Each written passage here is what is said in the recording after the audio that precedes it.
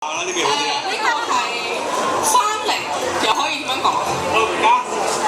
第一個字，第二個字，第一個字，烏咩啊？好慢嗰個動物叫烏。玫瑰。係啦。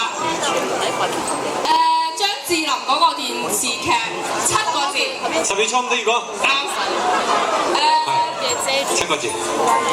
幾多個字？4個字，電視劇嚟嘅。頭2個字係一般宮心計會睇到咩？有啲人喺度播緊啲咩啊？2個字。唔係6點半新聞。係啦，最尾嗰個字啊。新聞哦。垃圾唔係嗰啲垃圾嗰啲衫要抌去邊啊？垃圾。唔係一個日用品嚟嘅，屋企嘅電器。洗衣機。啱。食嗰啲餐蛋麵嘅地方叫咩？茶餐廳。啱。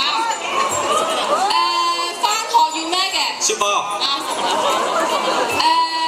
4個字成語，第1個字同第3個字係一樣嘅。一心一意。唔係，我哋係咩？人來人往。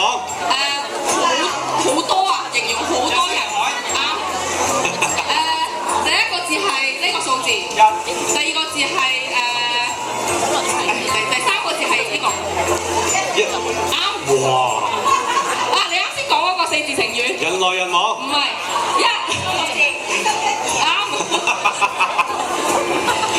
呢個街邊最中意買，你一般會碌嗰啲咩啊？都係街邊會買嘅3個字，一粒好似個餅咁嘅。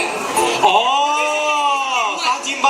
唔係，3個字。哦，雞蛋仔。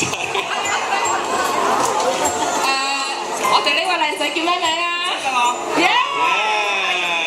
如果我要去 travel 去旅行嘅話，我要拖個咩啊？篋。3個字。行李箱。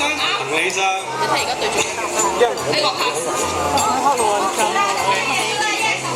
好嘢，你15題，好嘢，犀利，非常好，佢哋講得非常之好啊，佢哋真係。